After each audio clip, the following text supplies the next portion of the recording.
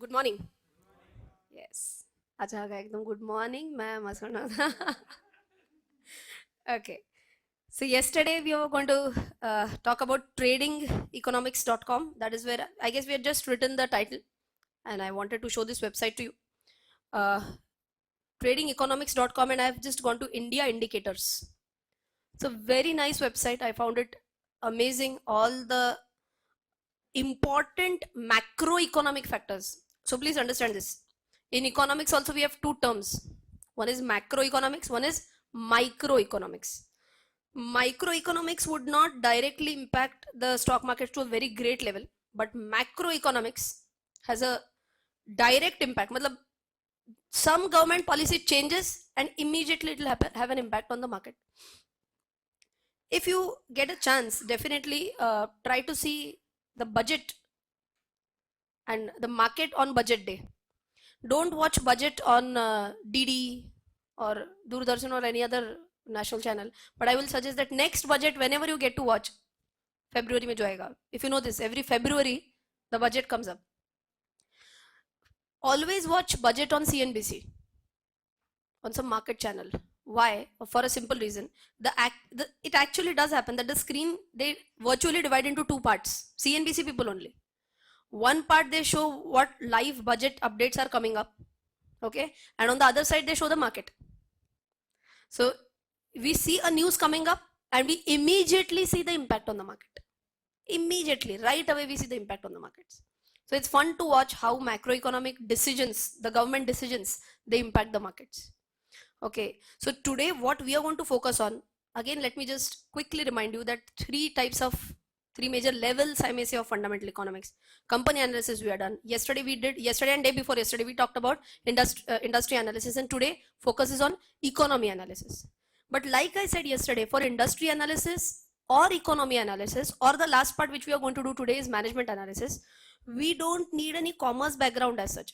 Economy analysis, yes, some terms you need a commerce background, which I'm going to teach. But otherwise, management analysis is the pure common sense. As far as economics analysis is also concerned, if you understand the meanings of these terms, few terms especially, then it's just common sense, nothing else. And you will be able to understand whether this is good or bad. Okay. So the first and foremost parameter which you must know about India economic indicators is the GDP. The first and foremost indicator. So what I'll show you, this is the website, and here you can see, I'm just scrolling down, overview, and they have loads of parameters. GDP growth, GDP annual growth, unemployment rate, inflation rate, interest rate, CRR, BOT, balance of trade. Again, over analysis paralysis case. So we are not going to discuss each and every parameter.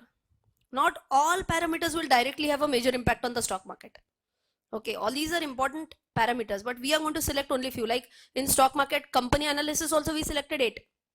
Similarly, from macroeconomics also we are going to select few parameters, barely 4 or 5.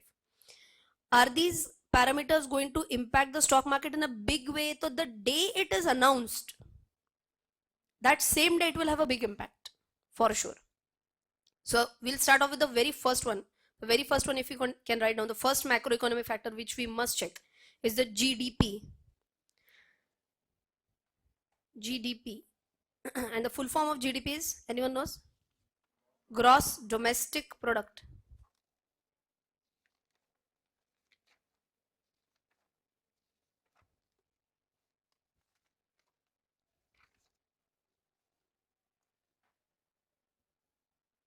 And I'll just give you a one liner on how it is calculated. See, there are many techniques, various methods to calculate GDP, but I'll just tell you a simple one liner meaning for what is GDP.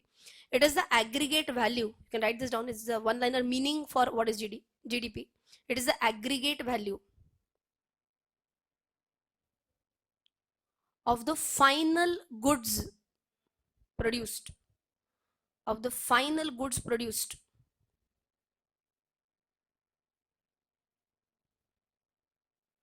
or services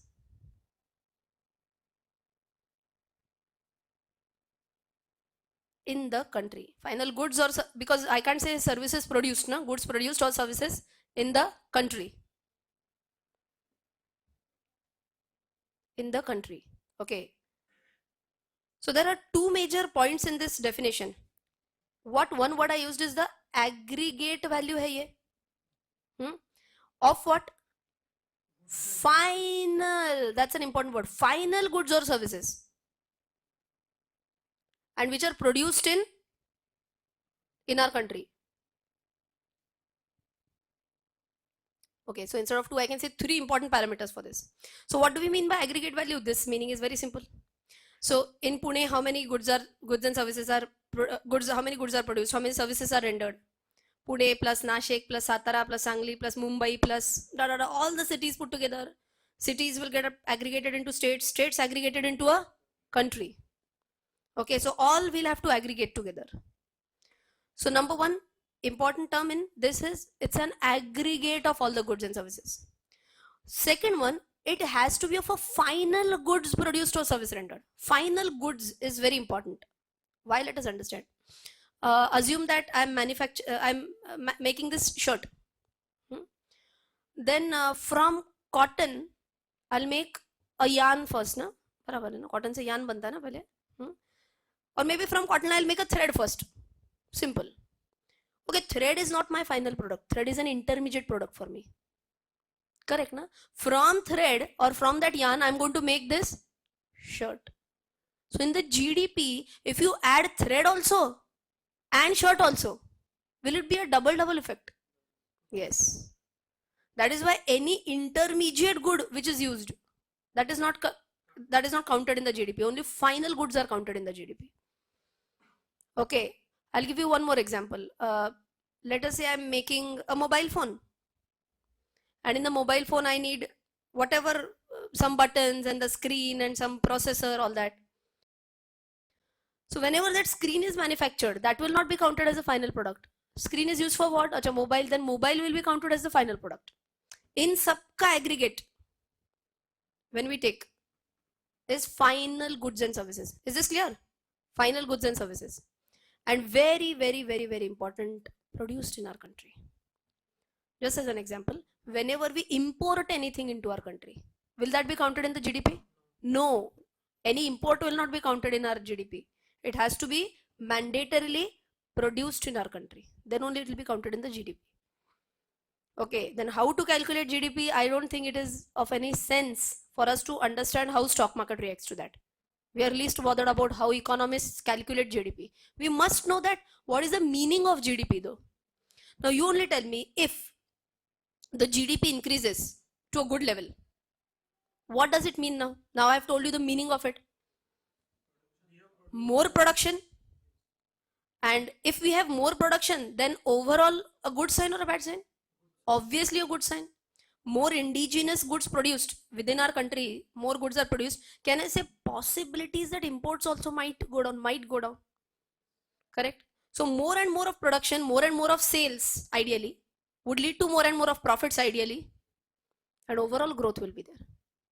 Okay, so whenever we have a good GDP number, obviously it will have a positive impact on the market.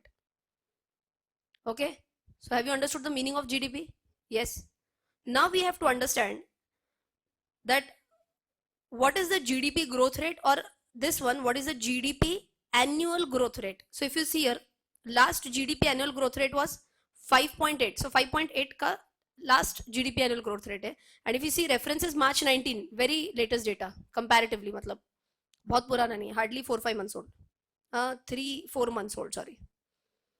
Okay, so now if I just click on this, and if you see here frequency is quarterly, so GDP numbers would get updated on a quarterly basis. Okay, so now if I check GDP annual growth, I'm just clicking on that. Now if you see here, we'll just read out this first small para, which says that the Indian economy advanced 5.8% year on year in the first quarter of 2019. If you know these terms, year on year means previous year as compared to current year as compared to the previous year. Okay, or on a year basis, it has advanced 5.8%, slowing from a 6.6% expansion in the previous period and missing market expectations of 6.3%. It was the weakest growth rate. This is very alarming. It was the weakest growth rate since the first quarter of 2014. Okay, so you're expecting a recession coming up? Really? Amid weaker consumer demand and fixed investment. So amid is, maybe it is because of some weaker consumer demand. GDP annual growth rate in India is averaged at 6.21 percentage from 1951 until 2019, reaching at an all-time high of 11.40 percentage in the first quarter of 2010, and a record low of 5.20 minus 5.20% in the fourth quarter of 1979. Blah blah blah. Okay, we are going to come on to this. Whether is this a sign of recession or not? I disagree a little bit. So why I feel that uh, the GDP could be low in the first quarter, I'll tell you why. That is my interpretation. That is my analysis. Maybe you will agree with this. So if you see here, this is the data, 9.2 and whatever 6.6 increase, and here we have only a 5.8. What generally happens, we don't have iske pehle ka data, we don't have. See, GDP increase hone ke liye you also need a lot of government spending. There are many government companies in India who are making so many projects. So can I say even infrastructure projects going on a full swing, is that going to increase the GDP? Ideally yes. Ideally yes. See, of course, again we are talking about, there are so many parameters. Some will include that there is an income approach to calculate GDP, there is an expenditure approach to calculate GDP. We are not going into that, but can I say more and more of government spending means that someone is manufacturing something. Now why just government is spending money or what? They're spending to buy something. It means that someone is manufacturing something. Now my interpretation is that typically election का जो period होता है, that is when government spending generally comes down on normal spending pattern. See, they need focus on funds for what? Election purpose, campaigning. So they would not spend more on other products. They'll take out the allocations only for campaigning purpose. Okay, if you see this quarter, so this was the quarter which is the lowest that they saw. They are talking about the first quarter of 2019. So that is which first quarter of 2019? April to June. And this is exactly the election period.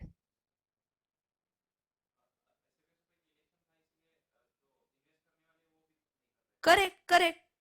So I'll tell you, I mean, we could very evidently see this. Even many of our friends who are many of my friends who are analysts, they also said that typically we try to see what is the progress of the projects, how much are they spending money on specific products, specific services, whatever, infra, all that. Government spending drastically drops in this one. Even government disbursement stop in this one. If government disbursement only stops, payment for goods and products, then even the company manufacturing also slows down. No?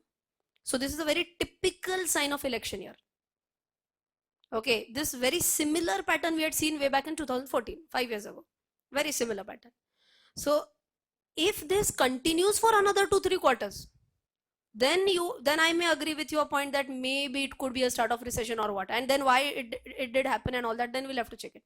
But I feel this could be a temporary phase, election phase. And if this be so, everyone is not going to think in this pattern the way I'm trying to analyze it. What everyone will see, array, it is going down, something is terribly going wrong. Nothing is going wrong according to me right now. Yesterday, in fact, we discussed 5 sectors on which the focus is high. Yesterday, in fact, we discussed that this current government need not do anything flashy. They don't need any other party's support to prove or disapprove a specific point. They can do whatever they want right now. It's a very stable government right now. And whatever are the political views, I'm not on politics right now, but I feel everyone agrees that at least Modi ji is trying something. What is the outcome could be a point of argument, but at least something is being tried upon. If you see the rankings of India, people say he has managed this, he has managed that, everything is managed. That is what opponents feel. But at least I feel that some parameters which are decided on a global basis, wherein ease of doing business in India, if you know this ease of doing business, we were not even in top 100. And this position has significantly moved up in ease of doing business. Ease of doing business in simple words is nothing but if a foreign company wants to come to India and want to set up their own business. Earlier there were so many licensing, this, that, take a permission here, and people used to say forget it. But now the ease of doing business has significantly increased.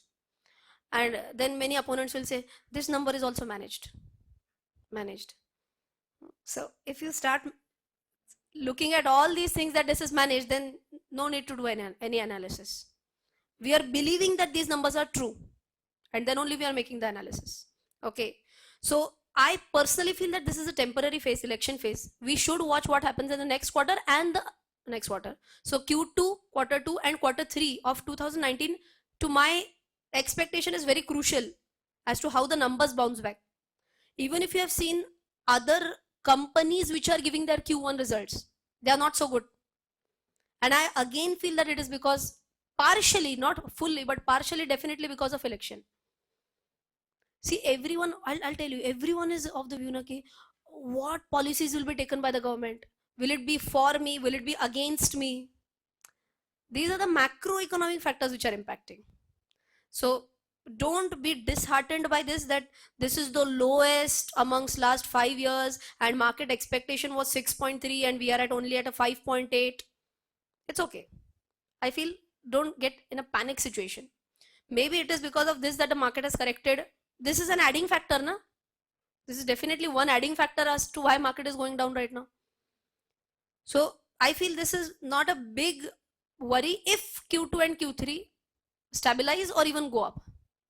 Okay, so for this we can also compare what other countries are up to right now. Are they performing good or not? So for this, there's a fantastic feature again. So I'm just scrolling down. Okay, if you remember this, in Moneycontrol we had peers when we compared one company with another company. Can I compare India versus China GDP? Here it is possible. So what I do is compare. Okay, so now when I say compare, it asks me pick a country, and let us say I'm saying China, which is obviously, any idea, doing better than us or not? 100% it is doing better than us. But कितना better करती है वो भी देखेंगे. So China, and pick indicator. What were we checking? GDP annual growth rate we are checking, na? Yes, GDP annual growth rate. So annually how much GDP has increased? See this. They'll directly give you a chart. And if you see here, India is in blue and China with a dotted black. They are all, see, our graph is pretty much, in fact, we have tried to do better here. But see, this fall is 2016 to 18 ke beech ka. All that demonetization, GST, this is this fall. Okay, and then economy is trying to be a little bit steady, but again 2019 first quarter ye hai, this one. Okay, so now things to watch is what happens next. But if you see here, see, China and we are almost going parallel right now. So it's not like only, and I'm comparing this with the strongest economy of the world right now. I'm not comparing it with any sundry country. So if I am comparing our country with the strongest economy, then I feel we are not doing that bad. Overall, globally only, things are a little bit maybe in a downturn, with so many things happening around the world right now, especially America taking so many stands. Iran, many problems.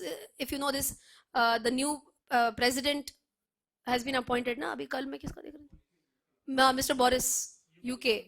So now again, see, all these things come up into now what stand he will take. What stand he will take on Brexit? You know about Brexit? Have you heard about Brexit? Yes. So Brexit ka full form, matlab, you know how that word has come up, na? Britain and exit. That's a Brexit. Okay. So what stand they will take on that? So many points and so many parameters. So this is how we can compare, and just by looking at this, we'll get that feeling, okay, not that bad. Huh? USA right now is not doing bad at all. USA might be doing good. It might be higher than us. Way too higher than us. See. The annual growth rate though, but नहीं, but अरे अपना अभी 5 point something था ना? What happened? 1 minute. Hmm.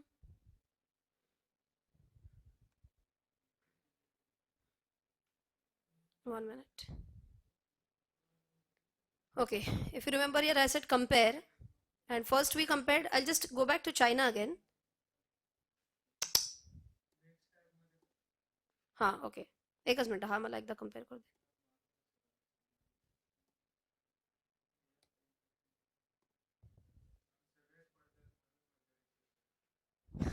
Okay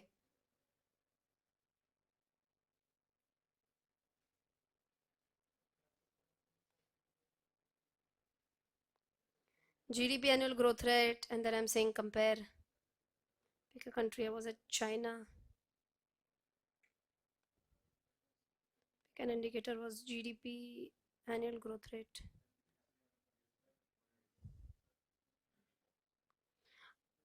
I'm not sure what this website is doing because the 5 point something. This is what matlab, this is a scale of 6 to 7 if you see here. But the moment I'm comparing it with USA, they're changing the scale a little bit. If you now check it out for USA instead of China, I'm just taking USA now.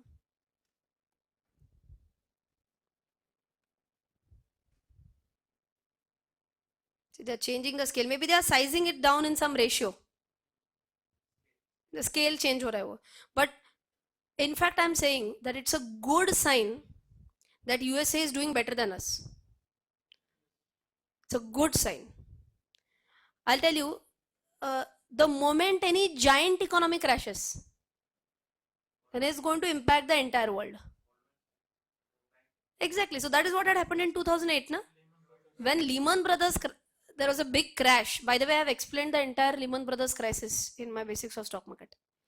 So when Lehman Brothers crashed, at that time, it directly impacted not only India, entire world. So it's so very logical. You must understand why this happens. See, a big giant is there, USA, and there are small countries. Okay, and for us, major, let us say we are exporting major products to this giant. This giant collapses, our exports collapse. Not only our country's exports collapse. There are so many countries whose exports are going to collapse. Correct? Second big giant, let us say China. They are exporting so much to USA. They collapse. And it's then a multiplier effect. That is why a big economy ideally always should be doing good. And China right now is actually among the top. If you know this, among the growth rates, I'd seen this statistic somewhere. I don't know on the same website or not. I'll just check this. Just give me a moment. Annual growth rate. There was some analysis which countries are among the top few countries in GDP growth rate. China was number 1 and India is number 2 right now in GDP growth rate, annual growth rate. Let me just check if this data is, yes, see here only. See, India, China, Indonesia is surprising, Spain, and then we have United States. आंखें भर के देखो, अच्छा लगना चाहिए. You're doing way too better as compared. See, obviously there are again reasons for that. You should be knowing a little bit of economics. US is obviously already a developed country, and we are still a developing country. So it's something like this, that if I'm taking the height from a floor till ceiling, we are somewhere midway. So we have a big rise, big potential rise. We still have space to go up. US is almost there. और कितना grow करेगा? There will be some restrictions on that. Okay, so it's good that we are growing at a nice pace. Of course, we are still behind China, but it's not that bad according to me. So even if you just go on the basic, this first summary, don't get disheartened according to me. It should improve ideally. So I hope this GDP parameter is clear to you. And can I say this site is again providing fantastic analysis. We get so much of ready-made data. It's just that we should know that such things exist. I personally believe that even if you sit down in a very focused manner, 1 hour should be good enough for analyzing a company. And with all economy analysis, industry analysis. See, just tell me, can I say economy analysis is only once in a quarter that you have to do? Industry analysis barely once in a quarter that you have to do. Once you have done a quarterly analysis, it's only company analysis that you have to check further. Company analysis, maybe you will have to do a little bit time and again, but that too, I'm telling you, that too you can do on a quarterly basis. Because company declares its results, if you know this, on every quarter basis. So it's not like daily you have to see, aaj kya GDP hai? Or it doesn't change every day here. It's not like stock markets. So they are going to update the data only once in a quarter. So those who give me excuses that we don't have that much time, that's a nonsense excuse. Once in a 3 months you can't sit down or what? You can definitely. Okay, yes. So GDP is clear. Can we go on to the next parameter? Yes. Write down the next parameter is CRR and SLR. CRR and SLR.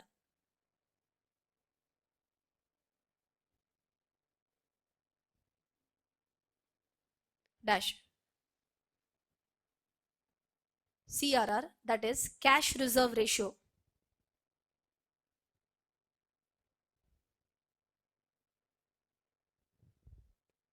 And SLR,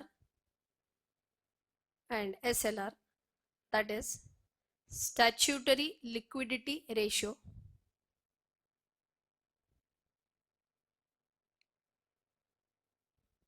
Statutory liquidity ratio. Deal with money that has to be kept aside. Deal with money that has to be kept aside by the banks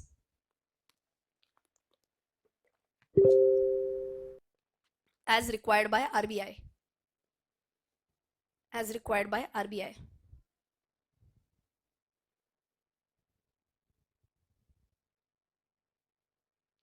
Okay, now again we have more technical details in this also. If you were just to understand in 1 minute, statutory liquidity ratio means what? The word itself says statutory means compulsory. Liquidity, you have to have it in liquid. Liquid means what? Let me see. Cash and very good. See, now you know the terms. Cash and cash equivalents. We have to have it with us. Means what? Can I lend this money to anyone else? Understand? I can't lend this money. Do I have the money to lend?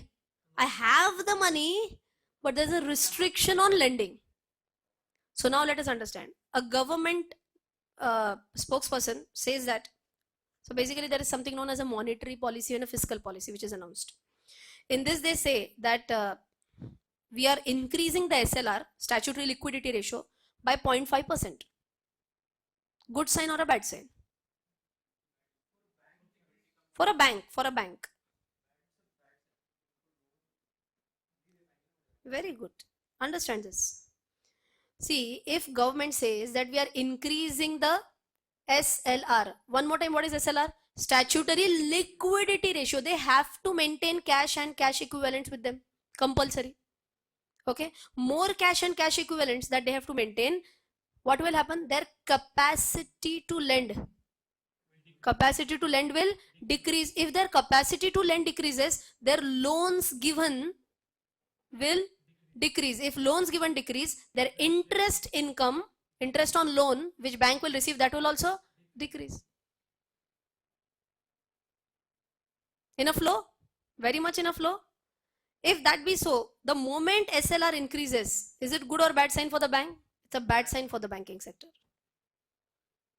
Okay, so this is how economy analysis impacts my industry analysis and then company analysis. So the moment any notification comes up that SLR increased, be sure that your banking stocks are going to go down. Or if you are already in profit, this is the time to book profit. Exit. Because in the near term, somewhere their profitability is going to shrink. Okay, that is the impact of SLR. Same impact will be there for CRR. If CRR goes up, now I'll tell you what is CRR, cash reserve ratio. There's a thin line of difference between SLR and CLR. My God, SLR and CRR. See, SLR is nothing but money You want to write this down, the exact small, this is just a one liner difference, but if you want to write down, for SLR you can write down money which banks have to keep aside, money comma which banks have to keep aside with themselves is SLR.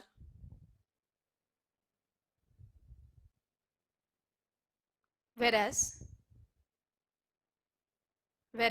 money comma which has to be deposited with RBI, money comma which has to be deposited with RBI is what? Cash reserve ratio.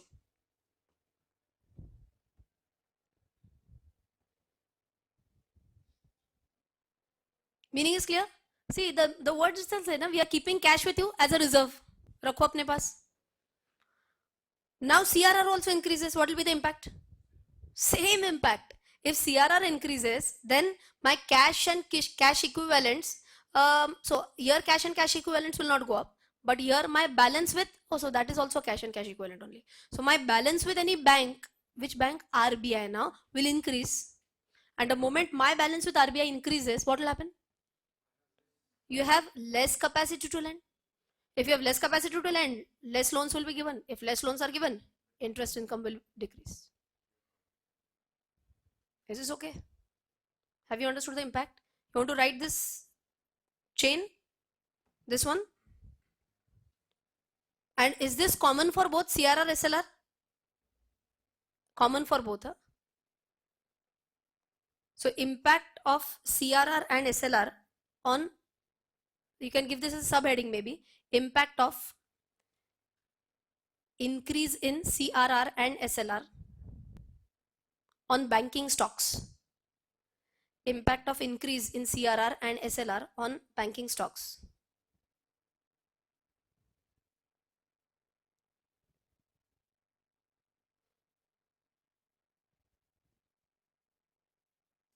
And you can directly write down only these three as a chain. Capacity to lend decreases, loans given will decrease, interest income will decrease.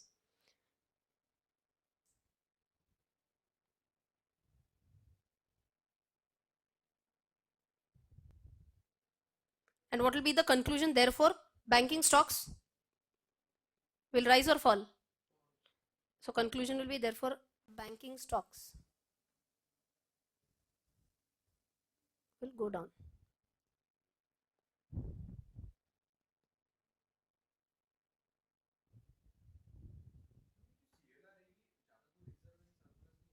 हाँ, reserves and surplus नहीं, cash and cash equivalent बोलते हैं इसको. SLR you are talking about ना? CLR ऐसे कुछ नहीं होता है. CRR basically is directly money that you have to keep with RBI. So it's in simplistic words, you can imagine just something like this, that you are keeping your saving. It's not, it does not happen, but you are having your saving account with RBI, something like that. हाँ, SLR में क्या होता है? SLR means you keep your money either as a hard cash with you. Possibility number one. Possibility number two, see if I'm a bank, by the way, I'm keeping money as a hard cash with me. Possibility number one. Possibility number two, I keep money in government bonds. Government bonds is also allowed, because government bonds are highly liquid assets. You sell it, you will immediately get money. So you are, so what different securities could be there as a component of your SLR requirements? There is also a different circular by RBI on that. Where all you can invest as a SLR, which are the most liquid investment opportunities, that RBI will decide. But I've given you two examples. One can be a hard cash, and these are actual examples as per the circular, and second can be your government bonds. Okay, concept is clear? So we can't open an account with RBI only. So RBI is basically, you know what is the role of RBI? Just as a one liner again, RBI is a regulator, agreed, but RBI is like a banker's bank. RBI is known as a banker's bank and the government's bank. Both. It's a banker's bank and a government's bank. RBI. They are also a regulator. Big roles played by RBI. It's like the central bank of our country. Okay. So it's a very important institution in our country.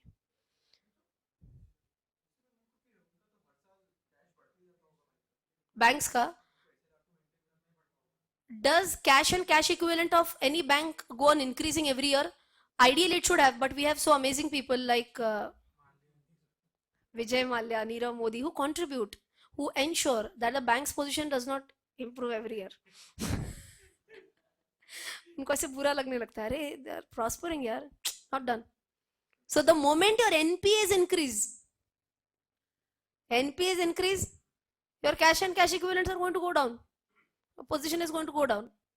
So it's not necessary that every year cash and cash equivalents will increase only. The moment you have a bad debt, you have an NPA, gone. Yesterday or day before yesterday only, if you remember, I had given you an example for banking sector, maybe good stocks to come up. Was one of them was IDFC First. You know this IDFC First? I guess I had given as an example also, na? IDFC First in the banking. Did I give an example? I have given only HDFC Bank and Kotak Mahindra Bank. I was actually trying to analyze this. Maybe I did not disclose this. No, it's not about disclosing. I didn't tell it in the class. IDFC First. I was trying to analyze this company, but it has given pathetic quarterly results. Very bad quarterly results. So I was actually thinking of whether to buy or not, but I said, wait. Quarterly results are very bad for this bank.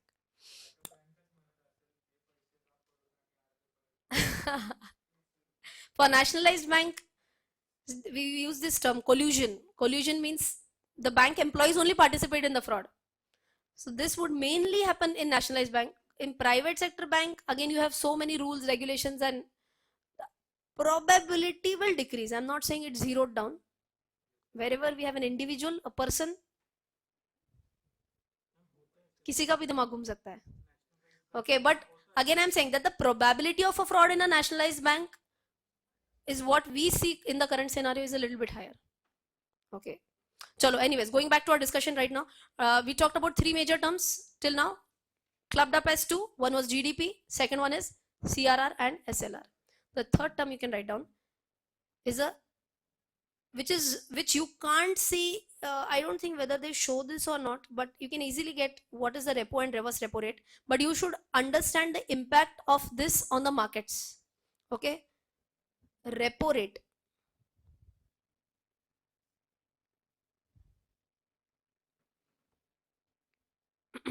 Repo rate. Okay.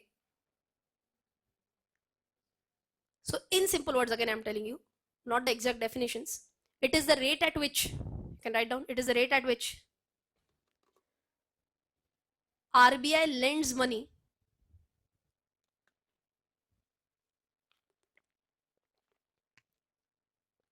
to banks. RBI lends money to banks. Okay, so please understand this. Can bank also fall short of funds? Obviously, bank can also fall short of funds. There's a big demand for loans and they need money. From whom they can take? They can also take money from RBI. Is RBI going to give it without any cost attached to that? No, they're going to charge something. So this rate of interest, okay, repurchase of securities and all that, I'm not going into economics. Let me tell you one more time. It's just the simplified version. So let us say if the repo rate is, just as an example, 5% right now. Okay, what does this repo rate of 5% mean? The rate at which RBI is giving loan to a bank. Now let us say a decision comes up that repo rate increased to 6%. And I'll tell you a typical way of these guys telling on CNBC and all these channels, and even the spokesperson, they'll say repo rate increased by 100 basis points. Always they'll उसमें भी short form use करेंगे. We are increasing it by 100 BPS. So no one understands. Okay, what is 100 BPS? 100 BPS is 100 basis points, and that is nothing but 1%. But they will say 100 BPS, so that everyone feels that something has happened. But what? No one knows. अभी general लोगों को बहुत लेना देना होता है repo rate reverse repo rate से. You will now understand how it impacts people like you and me. Okay. Yes, it will have a big impact on our loans. How? I'll tell you immediately. Okay, so this 100 basis points is clear. Now let us understand. If the repo rate increases by from 5% to 6%, whose cost increased? The bank's cost increased. Okay, so the rate at which RBI, so in simple words, we say that the cost of borrowing. What is this known as? Cost of borrowing. This is a cost to whom? To the bank. In simple words, today if SBI wants to take money as a lending from RBI, to get 100 rupees lending from RBI, they have to bear a cost of now 6% instead of 5%. Okay, Delia. Now SBI was also giving loans to people like you and me. SBI was giving a home loan. Okay. And let us assume that the home loan originally was at 7%. Now what will happen to home loan? 100%, they have to increase it. Otherwise, their interest margins are going to go down, no? Correct? Can I say in this case that profitability will squeeze if they don't pass on the burden to us? Yes. So if the repo rate increases, it is a direct impact on people like you and me, those who have taken loans. And if you know this, loans are generally, home loan typically is given on a floating rate of interest. Floating rate of interest means what? The moment some policy changes, our interest is going to float accordingly. Okay, so repo rate increases from 5 to 6. What happens? Home loan will increase from 7% to 8%. So what? Now understand. It's not only home loan. Can I say now businessmen will also get a loan at a higher rate of interest? Businessmen are going to take a term loan. Let us say a businessman wants to take a term loan for buying a machinery. A businessman wants to buy machinery, he wants to take a term loan. Originally, assume that the term loan was at 7.5%. Now the new rate is going to be 8.5%. Businessman wants a working capital loan. Working capital loan means what, you know? Working capital means for day-to-day business, day-to-day running, to buy raw material, to pay for labor. Working capital. The word itself says now working. For day-to-day working activities, whatever capital you need is known as a working capital. For this working capital, we'll write this term, by the way, it's an important term, working capital. Just remind me. So working capital originally was how much? Let us say 6.5%. Now working capital loan you'll get at 7.5%. Now please understand what is the impact. Now can I say the cost for the businessman has increased? Now he'll make an analysis. Wait. Instead of increasing the production capacity right now, I'll wait. I don't have that much money to shell right now. I'll continue with the same level of production right now. Has he postponed his increase in capacity? Yes. The moment he has postponed his increase in capacity, his production is going to remain stagnated, which could have gone up.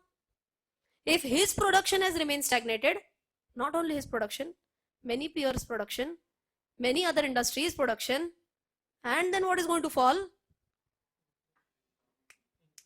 GDP is going to fall. Correct, na? Jepte ka? One last time quickly. Now I'm going to at a fast pace. Huh? Try to follow the link. Repo rate increases. What do we mean by repo rate? RBI is giving a loan to a bank. That rate increased. Whose cost of borrowing funds increased? Bank's cost of borrowing increased. If bank's cost of borrowing increased, they are going to pass this burden to people like you and me. So जो home loan मुझे 7.5% से मिलता था, instead of 7.5%, now I'm going to get the loan at 8.5%. So my capacity of borrowing is now hampered again. But it's okay for individuals, even if I don't get a home loan. Acha, but again, how this can also have an impact? Huh? If I was thinking of buying a home loan, of buying a house and through a home loan, now because of 7.5 to 8.5, I might postpone my decision to buy a house. My decision of postponing to buy a house will have an impact on construction companies. Many people might postpone their decision. Will have an impact on sale of construction companies. Number two, why only people like me? Those who are businessmen, they are also going to get impacted. Correct? Businessmen will delay their new loans for buying machinery. Businessmen might delay their loans for working capital, for increased level of production. So what is it going to impact directly? It's going to impact their production on a lower level, and put together the country's GDP might also get impacted. तो करते ही क्यों ऐसे? So there are various reasons for that, and again that somehow has a link or connection with overall inflation also.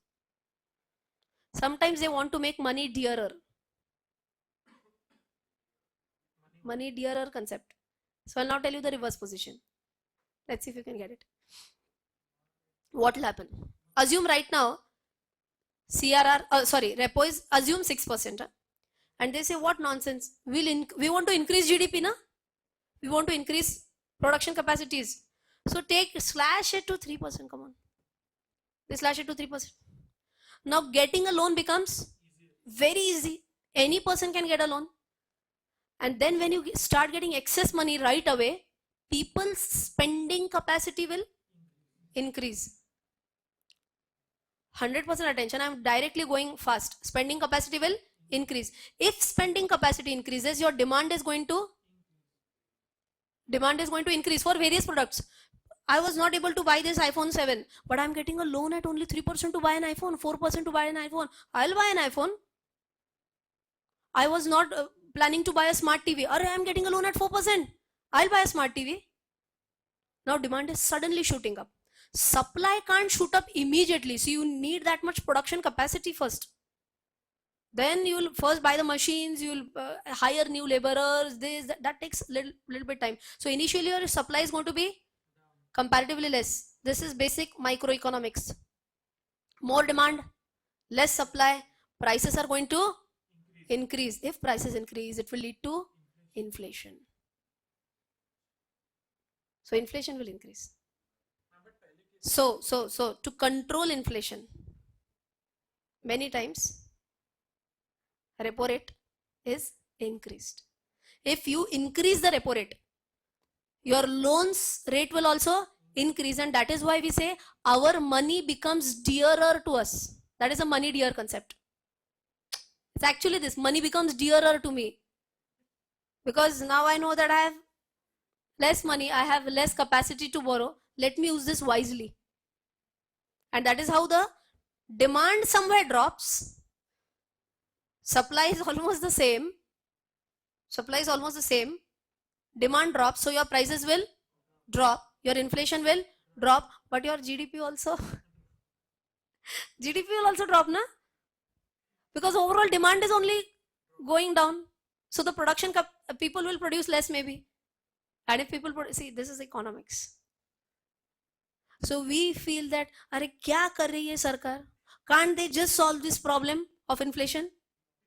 It's not that easy. You see, I can explain this in the class also in 2 minutes. It's an exact reverse position of GDP and inflation. If you want to increase GDP, you can, but then inflation is also going to increase. So can I say, having that golden mean, Suvarna Madhya, the golden mean, achieving that, it's very difficult. You try to increase something else is going to also get impacted.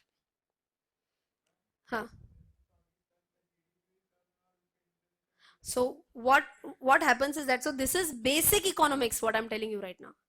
Now there could be many ifs and buts for this. Then I'll have to start an economics class, that why different countries would go into what scenarios. Okay. So how can we, and so what is important right now is how it will impact stock markets. Okay. No, we are not on bond markets right now, because bond markets and stock markets impact is again very different. Let's not go into that right now. Bond markets, it's a complete separate discussion. Okay.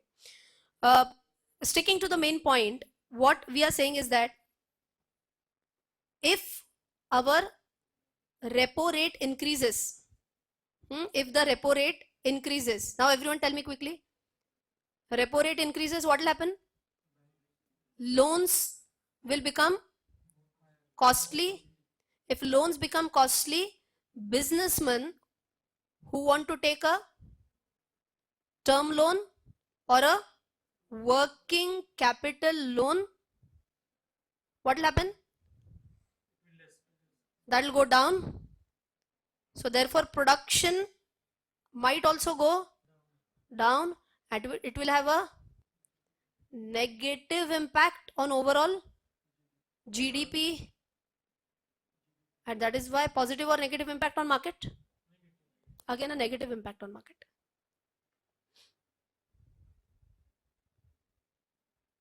So in have you written the headings repo, reverse repo, and in repo rate, reverse repo is not okay. I mean, we'll go much deep down. If you have understood repo, that should be good enough. So we can just give the title. You have written what is the meaning of repo rate, na?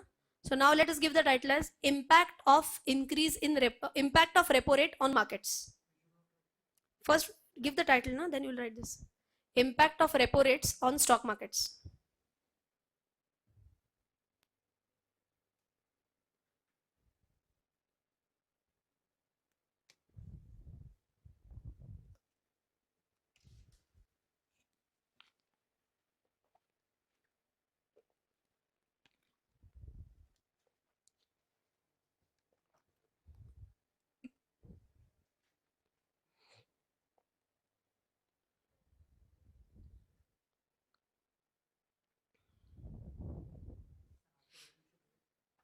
Yes, if you have written the heading, just go on writing this down.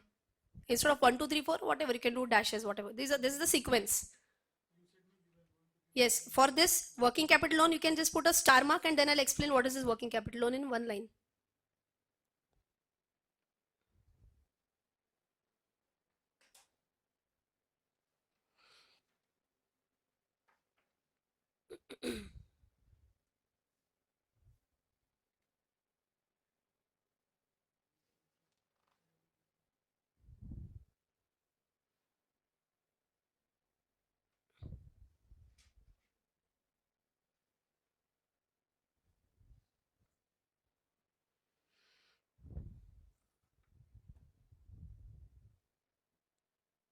Done? Yes, good. So these are the various factors, and there could be many more factors, by the way, for macroeconomics also. But I feel that these 2-3 parameters, which 2-3 parameters? One could be your GDP, one could be your CRR/SLR, one could be your repo rate, and fourth can be your inflation again. But I have already told you the connection of GDP with inflation, so you can analyze accordingly, right? There are 1 or 2 more points which I have already put on YouTube, and that same lecture I have taken in the introductory lecture in my online series also, wherein I've explained the impact of monsoons on the stock market. Okay, it's there in the recording, so online people have already watched it, but for those who are watching live, if you have not seen my lecture on YouTube, do watch it. That is fundamental analysis part 3. Okay, in that I've explained the impact of monsoons and 1 or 2 parameters also on the stock market. Okay, so just to explain you in one single line is, India still is an agrarian country. So negative impact on monsoon, low monsoons, low, everything low, and it's going to have a negative impact on the market. Okay, so just as one last line, other parameters. So you can just write down other parameters for macroeconomics. Other parameters.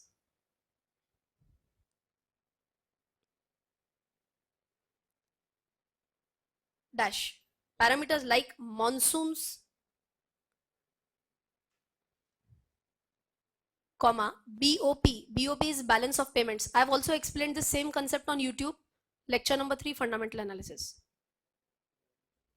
Balance of payment.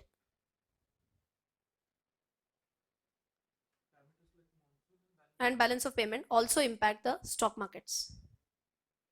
Also impact stock markets. Okay, like I told you, monsoons in one single line. I'll tell you balance of payment means what, that also I've explained anyways, but just as a quick recap again. See, balance of payment is nothing but exports versus imports.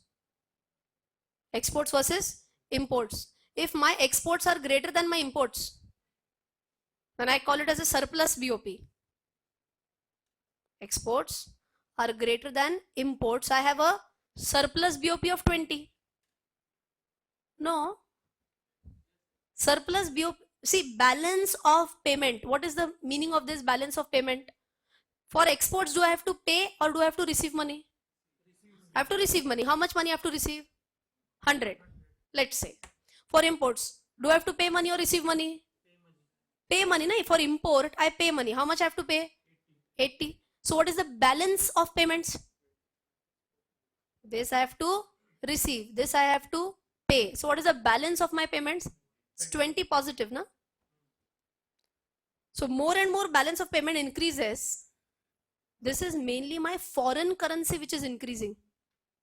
Foreign currency reserves are increasing because we are not talking about domestic sales. We are talking about exports to another country or imports from another country. So this is what we are talking about, foreign currency. Okay, so let us understand the impact. If my balance of payments is negative, I'm exporting goods worth rupees 80 and I'm importing goods worth rupees 100. What does it impact? I'll have a little bit negative foreign currency with me. Foreign currency reserves will deplete. Okay, and if any country has strong foreign currency reserves, it's a very good sign. Foreign currency reserve jitne zyada hai, it will have a strengthened economy. And again, finally, strengthened economy will have a positive impact. Strengthened foreign currency reserves will have a positive impact on the stock markets. Is this understood? You want to write down what is balance of payment in a single line? Yes. It is the difference of, no need to write for monsoons. Huh? It is the difference for balance of payment, write down. It is the difference of exports versus imports.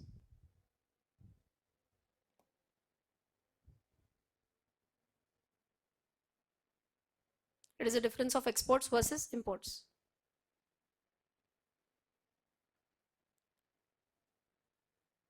So we can just write down in our standard format, surplus BOP into bracket, exports are greater than imports. Quickly tell me what will this lead to? This will lead to rise in forex or foreign currency reserves.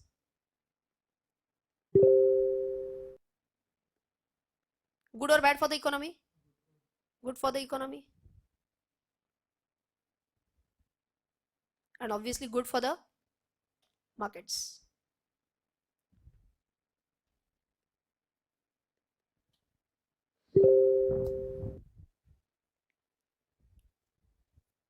I'm sure if some pure economist who will watch my lecture is going to curse me, because he'll say that he or she will say, what version of BOP is this? But this is the most simplified version.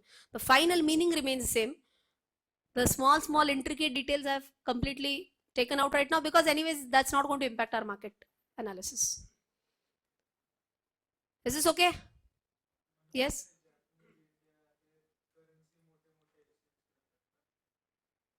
Japanese India currency exchange करते हैं क्या?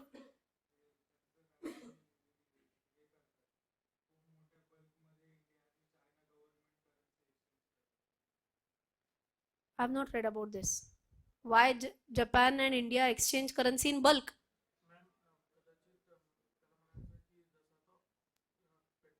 No, but anyways, even if you tell me the interpretation, I have not read about it, so I don't think I should comment on that. We'll check. Huh? Huh? But still, it's not Japanese currency that we are trying to buy petroleum with. What I had read somewhere, huh? For metro projects, that's a soft loan that we have gotten already. It's a complete different discussion. I don't know. This might be a little bit.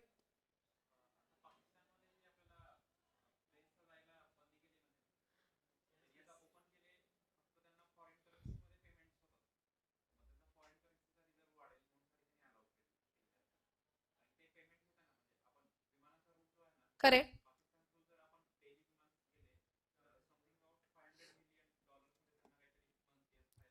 Okay. For Pakistan. Hmm. Hmm. Correct.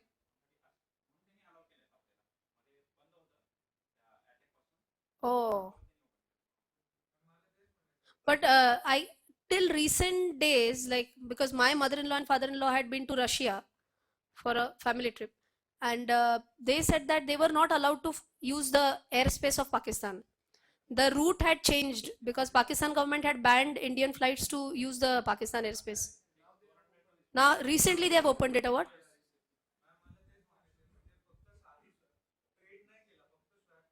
Hmm. Foreign currency buying and selling, uh, just like trading, just like swapping, would not impact a BOP. BOP, for BOP there has to be some exports and imports. Na? If you're just exchanging foreign currency, even in bulk, for I don't know what purpose they are exchanging in your example, but let's say they are bulk buying and bulk selling Japanese yen versus Indian currency. I don't think that's going to have an impact on BOP. Surplus will remain same. Na? You're just flipping the currency.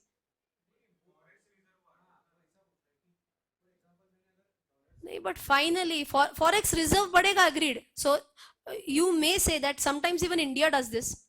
If rupee, again this discussion is going a little bit tangent, but still I'll tell you, it might impact stock market in one way. How? I'll bring your discussion, instead of Japanese yen to Indian rupees, I'll give you an example of USD versus INR. It's okay, just the currency is changing. How this impacts stock market? So how, I can say the exchange rate is a better word. How exchange rate impacts stock markets. Now what happens is that if INR, so Indian rupee, if it is continuously falling down, okay, so let us say $1 originally few months ago was, let us say, up to 72 rupees, okay, few months ago, whatever. And just let me take this example, that let us say $1 is equal to 73 rupees ho gaya in few months. Positive sign for India or a negative sign for India? Negative, because rupee has gone down. And then if you remember few months ago, it had crashed like anything. It was somewhere around at 64 or 65. And then it went down and down and down to, it touched 70 rupees. And at some point of time, government intervenes. Okay. This is a standard policy of India, that generally the government does not intervene, does not interfere in the rupee to dollar or rupee to any other currency. We call this as a floating exchange rate. Again, I'm going to economics, but this is known as a floating exchange rate. Let the exchange rate float as per the demand and supply. Government does not intervene in that. But government has set up limits. So you can imagine like this is a tunnel and there is a snake in this tunnel. जितना ऊपर जाना है उधर जाओ, नीचे जाना है उधर ऊपर जाना है जाओ. Government is not going to bother in this scenario. But if it goes beyond this, this may be the level of 70. If it goes beyond this, then government intervenes. Okay, how government intervenes? It's something like this. In this case, what is happening is, if government can somehow drop the demand of US dollar, government can drop the demand of US dollar. How can they drop the demand of US dollar? Supply a lot of US dollar. Supply is more, demand is more or less the same, then dollar price will go down. Now your question will be, how Indian government can supply US dollar? Can we print? We can't print US dollars. But what we can do is, our foreign currency reserves which we have through that BOP, foreign currency reserves, we have dollars, we will sell dollars from this foreign currency reserves. And that is done by the government. We'll start selling US dollars in the open market. Who sells? Governments actually start selling. Government of India will start selling US dollars in the market. If lots and lots of dollars are sold in the market, quickly tell me, supply of dollars has increased. Demand is more or less same. Demand is more or less same. In that case, US dollar price will down. US dollar ka price is, so dollar ka price is going down, so automatically rupee is strengthening. Maybe you're referring to something like this, bulk selling and buying. No, still you have something different. Maybe then. Hmm. Hmm.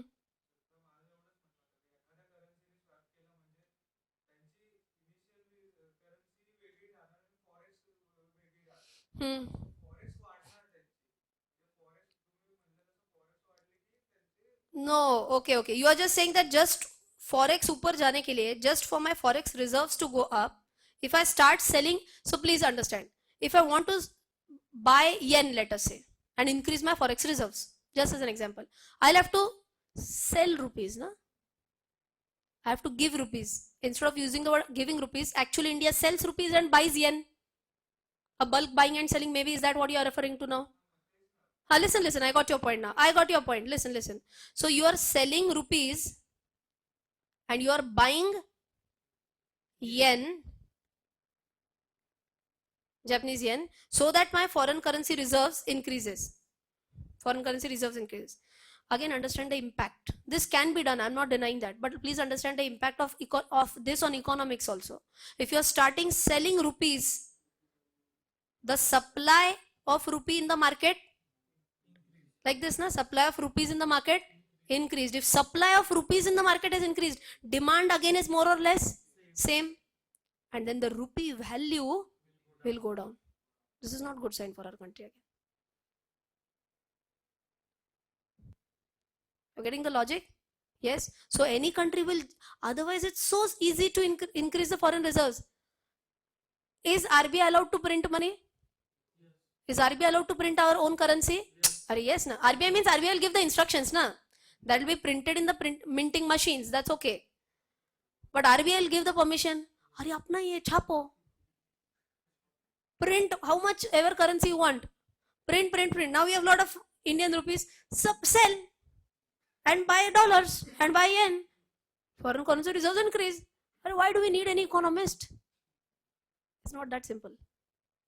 The moment you're printing more currency, it means that you are increasing the supply of your own currency. Increasing the supply of your own currency, the value of your own currency is going to go down.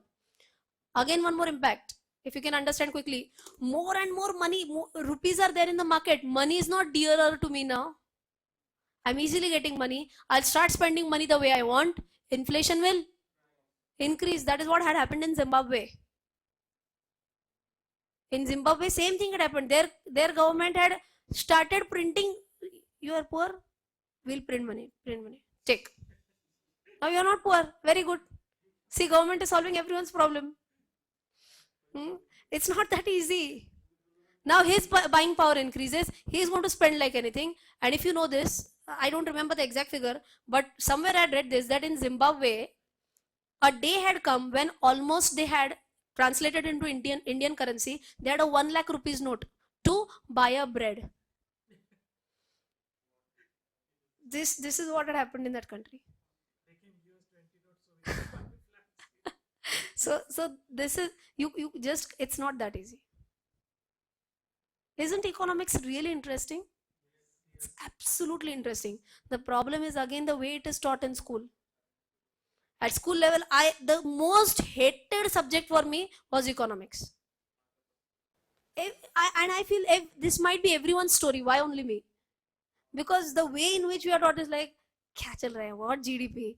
What inflation? What are we going to do with that? Because even our level of understanding in school is not that much matured. Exactly what are we taught? Definition of GDP. Learn it.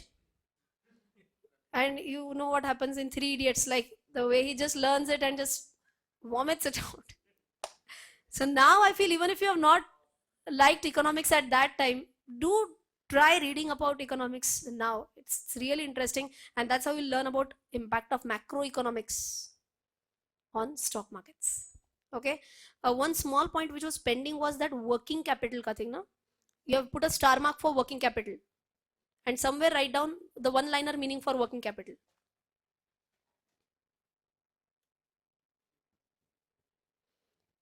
Capital required, working capital dash, capital required for day-to-day business operations.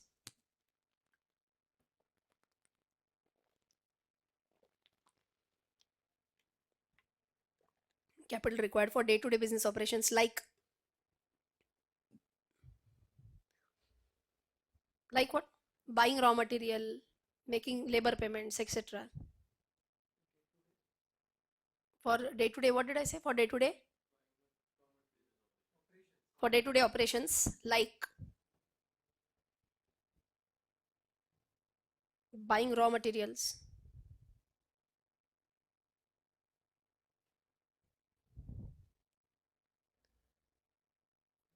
comma making labor payments, etc., is known as working capital.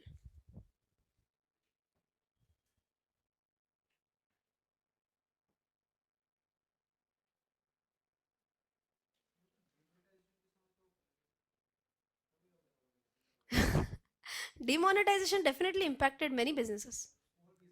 Small business तो बहुत हो गया अभी. When everyone might have watched so many things about demonetization, but one small point as an example, see now, and all the media who wanted to show the negative side of demonetization, ढूंढ ढूंढ के निकल रहे थे examples. So they had gone to a very remote place, and there was a person who was selling bangles. Okay, now he said that I go to many marriages where, we have a ceremony in our Hindu culture that just before the marriage, kaitri bangdya bharne is what we call, wherein all the ladies will gather together and everyone will have nice bangles. The person in whose house there's a marriage ceremony sponsors these bangles. Do you think that the bangle guy is going to receive check payments? Never. And he's definitely going to receive cash payments. He said, my business is doomed because of demonetization. So all these small businesses got definitely impacted. But then I'll tell you the brighter side also. I'd been to one of the villages during the similar time, and the lady said that we had a lot of problems and everyone was saying that we don't have cash. Then we said we want our money. And what the businessman did was that, so she said, I am a daily worker, get daily wages. But the businessman did not have money to pay us. She said, we want our money. So what that businessman did was that he opened almost 100 plus bank accounts for all these laborers. Now, can I say this is definitely a positive side? Indian mentality, I'll tell you, जब तक छड़ी लेके नहीं बैठेंगे ना, compulsory open करना है मतलब करना है. Till then, no one will do that. So many electronic payments. You only check how much electronic payments you used to do versus how many payments you are doing right now, and everything comes in the main economy stream. Na? Somewhere the taxes will increase, somewhere and see, we always say that GDP, GDP will not show up in GDP if you are taking in cash. If you are selling, if you are manufacturing, raw material का payment कैसे किया? Cash में. Labor payment, cash. I sold in cash. So is there a production? Yes. Is there a sale? Yes. But nowhere it is being recorded. How will it show up in our macroeconomic numbers? Correct. When will it show up in the macroeconomic numbers? If we really account for it, na? And accounting tab bhi hoga if there are proper channeled payments through bank or electronic systems. GDP के लिए तो accounting चाहिए ना? Obviously, see, if I'm selling everything in cash, assume whatever. Now I'll tell you a very simple thing also. I took this batch. Even if I took cash payments, anyone who did not get a receipt, I'm asking in front of the camera, anyone who did not get a receipt, no one, everyone will get a receipt. Many parents also come here that it's okay if you don't give a receipt. Oh, GST,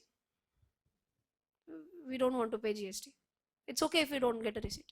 But then we are the ones who are then trying to be a small part of the entire corruption system. We are contributing to that. You only tell me, because of that 18% GDP, did you become poor by a very big margin? No. But you can proudly say that, yes, I'm paying taxes. That is what I feel. It's a very small thing. So for me also, please understand the impact now. If I'm taking some fees from you, let us say for any course of CA, if I'm taking 3,000 rupees, okay, and if I take this fees in cash, I will not disclose this. If I'm taking cash, if I've not taken out a receipt for you, I will not disclose this. If I don't disclose this, directly iska 30%, 900 rupees, I've saved my tax. I have taken, even if I've taken cash from you for this course, I've given you receipt. So this is a recorded income for me. If it's a recorded income for me, I have to pay income tax on that, na? It would have been good for me if I would have accepted cash. मेरा भी तो income tax बच जाता था ना. But think from a little bit bigger perspective. We just keep on cursing our country. अपने यहाँ पे ऐसे होता है वैसे होता है. But then I feel that we are also taking a very minutest part. But then we are taking that minutest part if you are not paying GST and all that. So it's a small thing, but maybe we should rethink on these lines as well, right? So macroeconomics say the last point that we want to switch on into is just you should know these parameters about management analysis. It's an important one, but you should know these parameters. So just give the heading as management analysis. Completely new heading. Huh? We are out of company, industry, and economy analysis now. A complete separate discussion for fundamental analysis. What separate discussion? If you remember, day one, fundamental analysis was divided into two parts: qualitative and quantitative. So quant full we have done now, and we are only on this part right now, qualitative analysis, which is completely logic. There's no terminology, not even one terminology. I'm just going to tell you various parameters. So qualitative analysis could be the main heading under which we are learning management analysis. So if you have directly written management analysis dash, you can write down it's a qualitative analysis.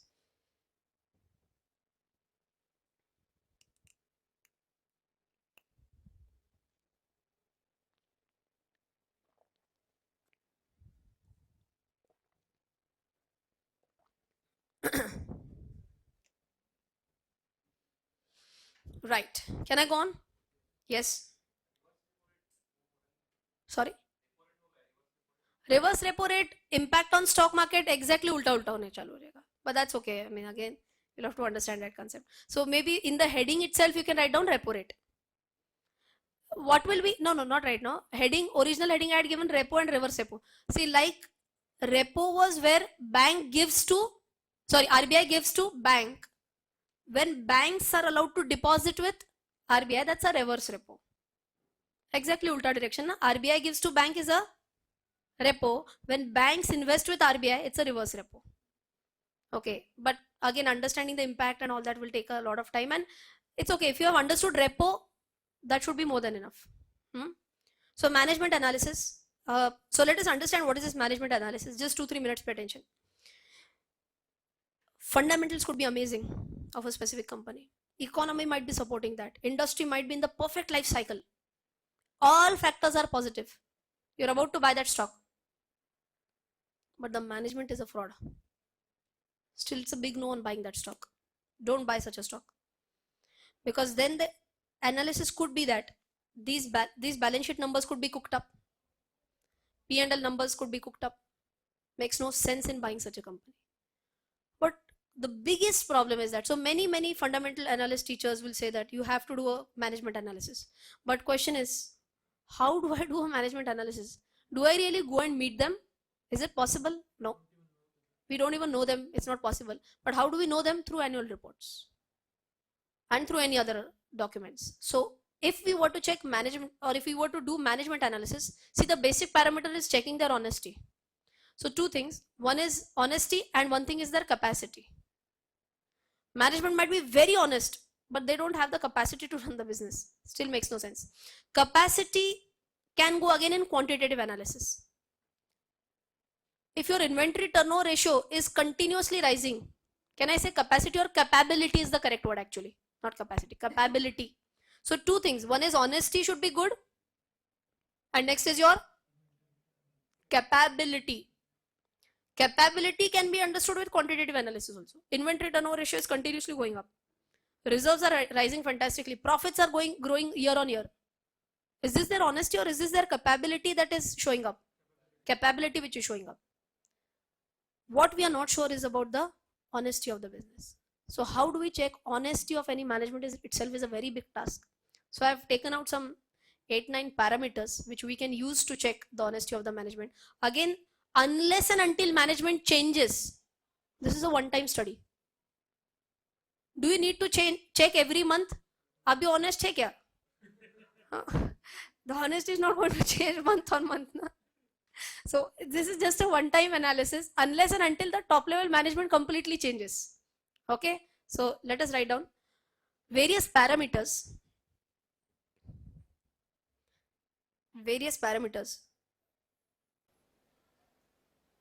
to analyze various parameters to analyze the honesty of a businessman.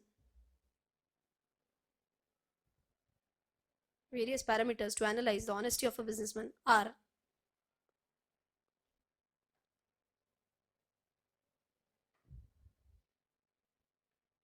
number one, we'll just jot down as number 1, 2, 3. I know this might sound foolish, but this is how I do it as a first step. You just type the name of that promoter. Okay. So how do we know who is the promoter? Annual report also, and even in the shareholding pattern. I'll just quickly show you.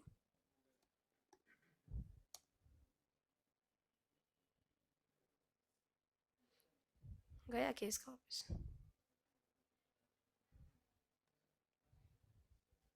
So let us say Reliance.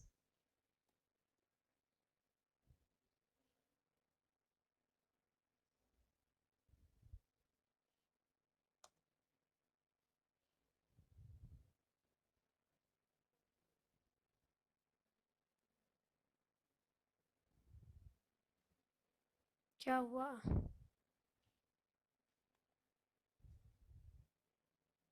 Okay, forget it. Maybe the speed is going down right now. It's okay. What I do is, it could also be a simple Google. Why go to money control? You can just put on Google major shareholders of whatever company. You can Google it out. And what I actually do is, I just type the name of that company and I add the search word as frauds, cases against them. That is the simplest way to understand whether any fraud is taking place with that company or not. So just so what could be your first point? How to find out the honesty? You actually write it down. Google the name of the company.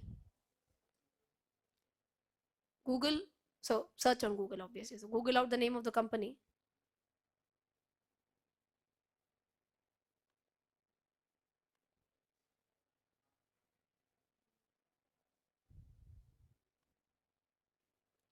And add the search word as fraud or cases. Add the search word as fraud or cases.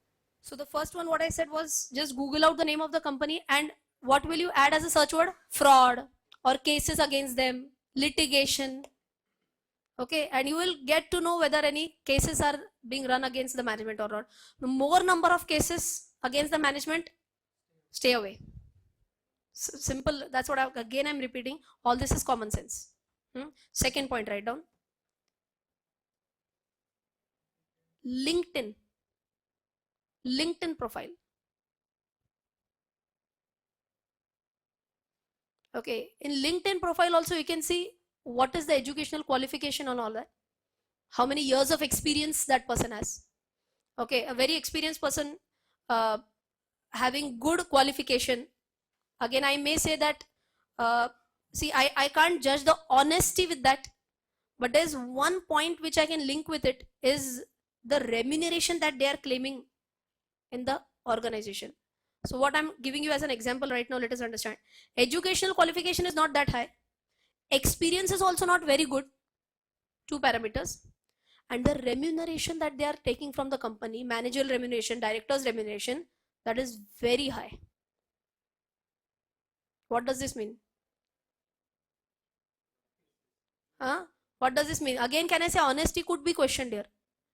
You don't have the worst case scenario I'm telling you now. Educational qualification is not that good.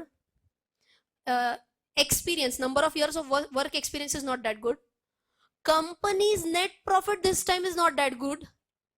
But the remuneration that this director is drawing from the company is on a upside. Okay, what company is doing, I'm least bothered. मुझे मेरा पैसा चाहिए. That again shows the attitude of the top people, management. So this is the worst scenario which you could have.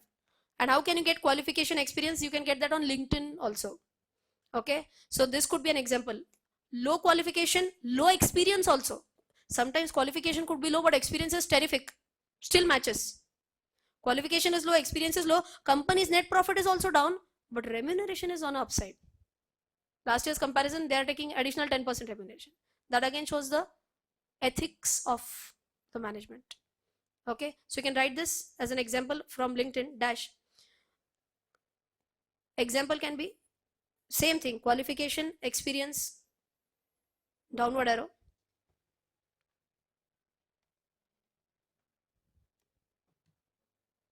Net profit, downward arrow. Net profit also downward arrow. And remuneration, upward arrow.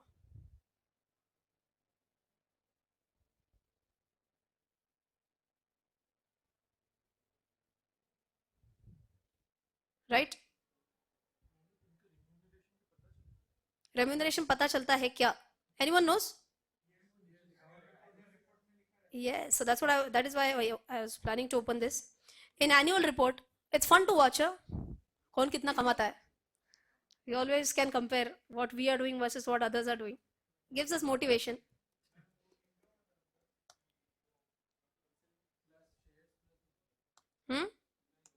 I'll tell you, managerial remuneration or management remuneration, you will get to see that in a title known as management discussion and analysis. अरे यार इसके just पहले था शायद.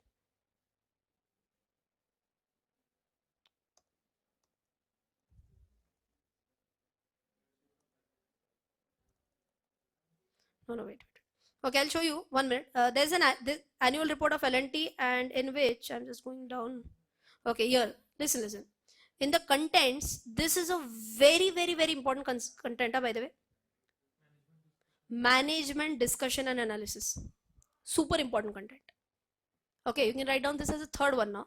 Management discussion and analysis. Page number is 168 to 299.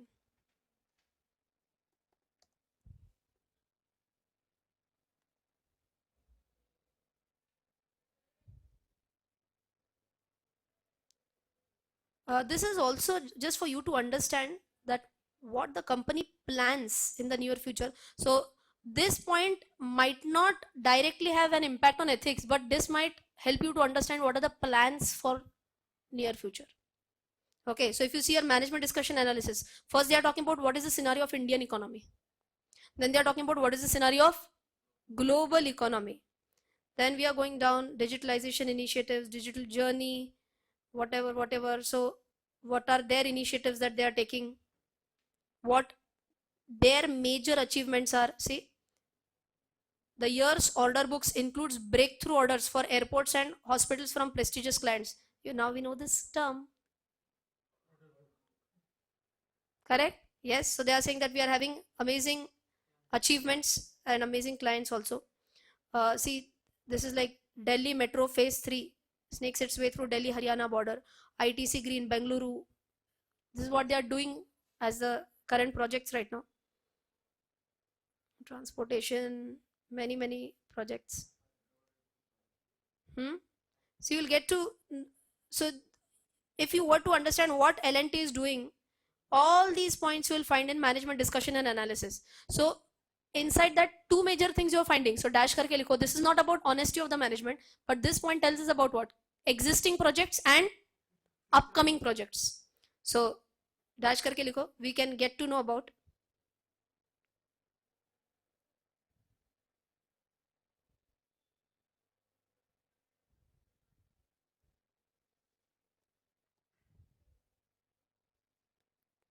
existing projects and upcoming projects.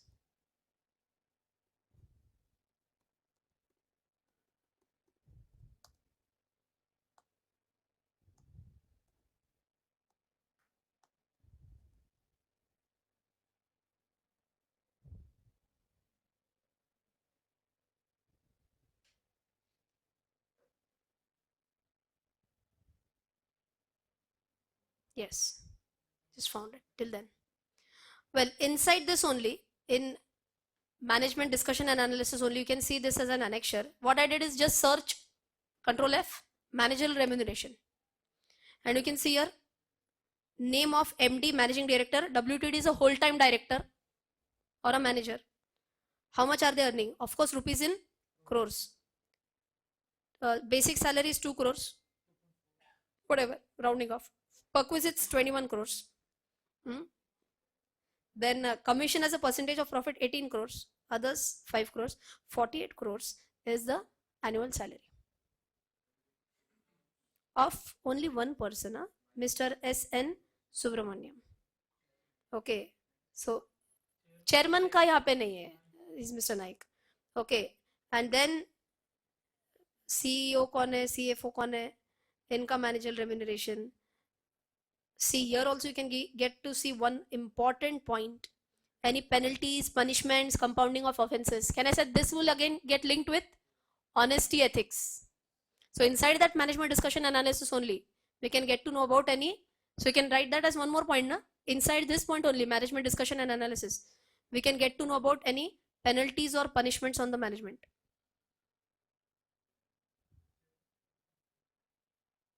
Punishment and penalties.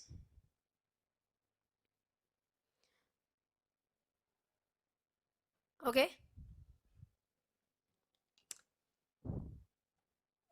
One more point you can write down is investor conference call. Next point. Next point. So I hope this is simple, na? Management discussion analysis. Yes. Next point, write down investor conference call.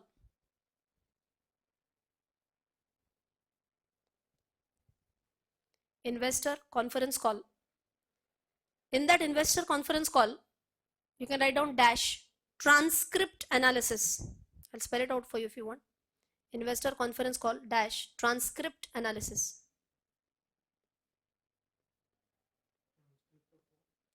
I'll tell you, transcript analysis of your quarterly earnings conference calls. I'll tell you what is this transcript analysis of quarterly earnings conference calls. Quarterly earnings conference calls.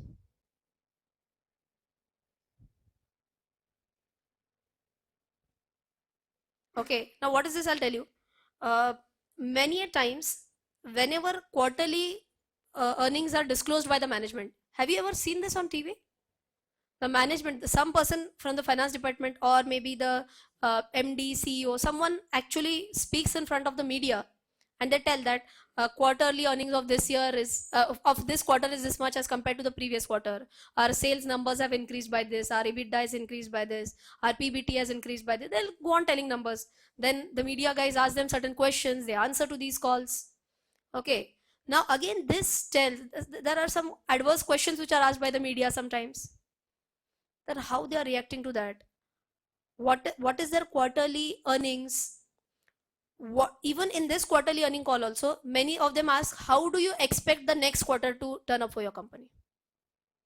So again, same thing, one about the current and one about the upcoming.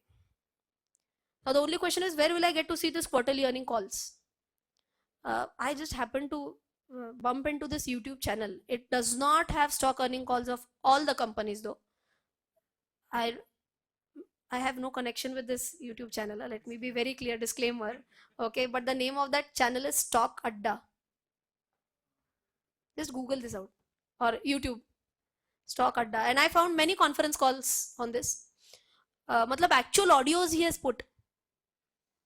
Okay, or second could be you can just Google it out. Quarterly result transcript analysis. I'll tell you what is this transcript analysis. It means that whatever the person says, transcript means what, it will be completely typed out. Matlab it is actually typed out something like this. Dear shareholders, यहाँ से चालू होता है वो transcript. Dear shareholders, we are very happy to announce our quarterly results. Full it will given word by word. But you know, reading this word by word as a transcript analysis, instead of this, I find this is a better option as a conference call, listening to that, because this is the time when you get to see the management, how they are speaking, what is the confidence level, what are their upcoming projects we can also Google out. Okay, but the way in which even confidence sometimes tells us about really do they feel that all these things are going to come up or not. Okay, so these could be the various ways like Stock Adda also. So I hope you have got this about the quarterly earnings and all that. And the last one, like we had discussed the other day, insider trading charges. Last one, insider trading charges against the management. insider trading charges against the management.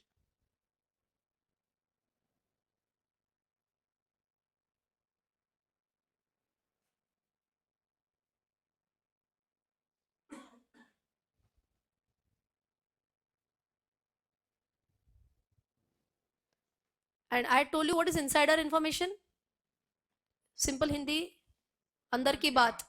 You know what is going inside the company, which is not known to the shareholders. And you do some trading, you invest in money, invest in shares using this information. If management itself is doing some insider, that again shows the ethics and dishonesty. Okay, and how do we find it out? Again, Google.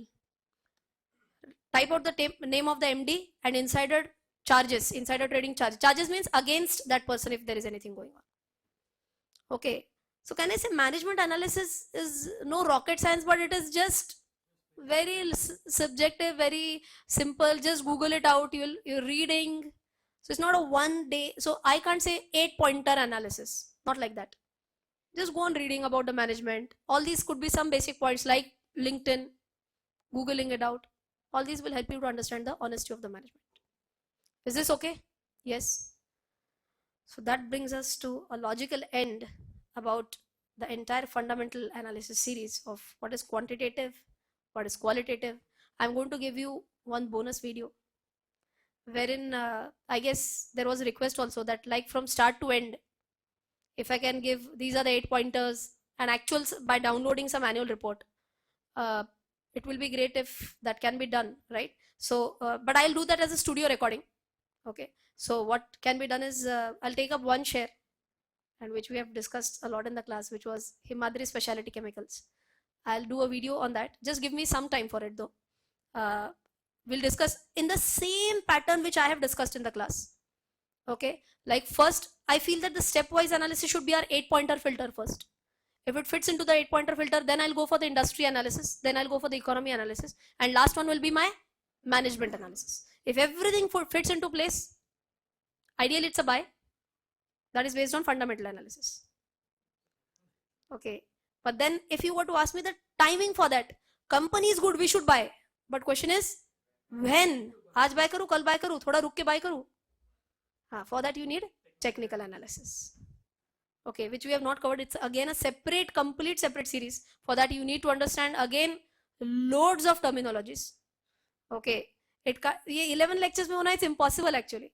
But what I feel is, if you feel nahi madam ab aur nahi sikha ja sakta humse, ye bahut ho gaya, we are overburdened with information, then I'll tell you in simple what I used to do when even I had not learned technical analysis. Simple things.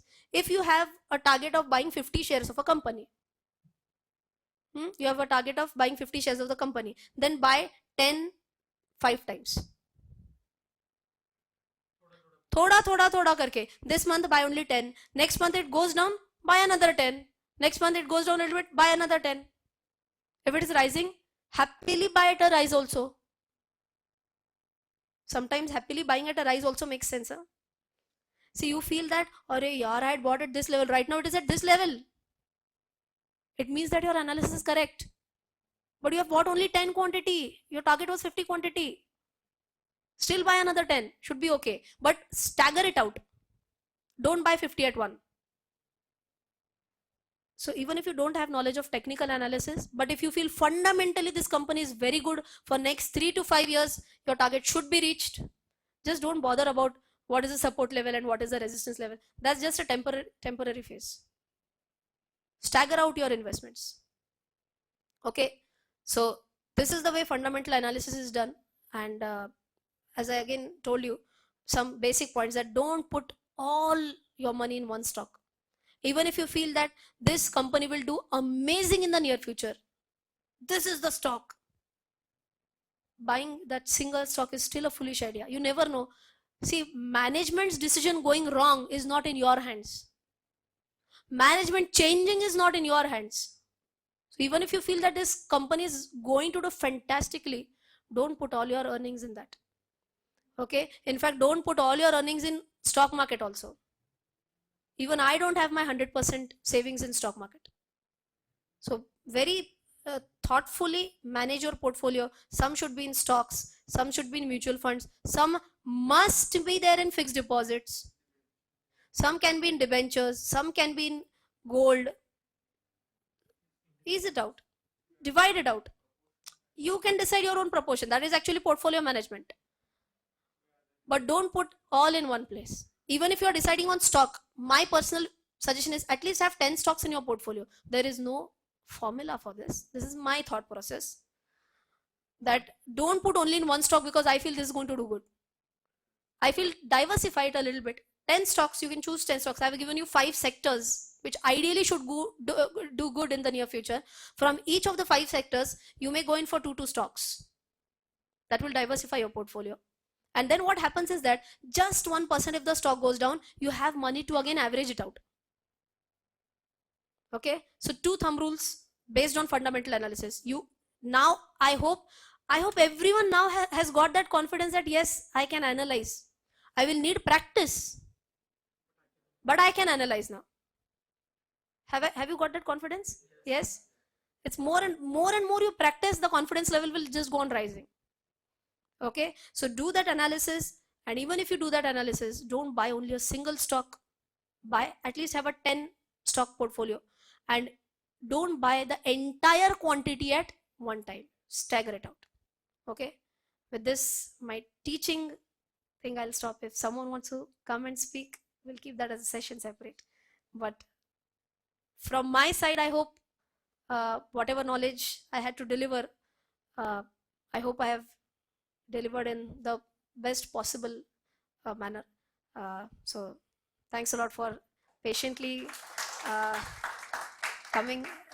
These online viewers are going to see at whatever time they want to see it, but coming here at 7 in the morning and patiently waiting back does require good amount of determination, and we are having monsoons right now, so इतनी भरी बारिश में भी आप आए, feels good, right? So मजा आ रहा था. Good. Good. So thanks a lot from my side once again. Excel sheet, I told you that will be uploaded on the Google Drive, and I'll give you the link of Google Drive. For those who are going to watch it online, the drive on which you have the lectures, on the same drive link, you will have that Excel sheet. For that 8-pointer you're talking about, no? It's there on the Excel sheet, on the Google Drive link only.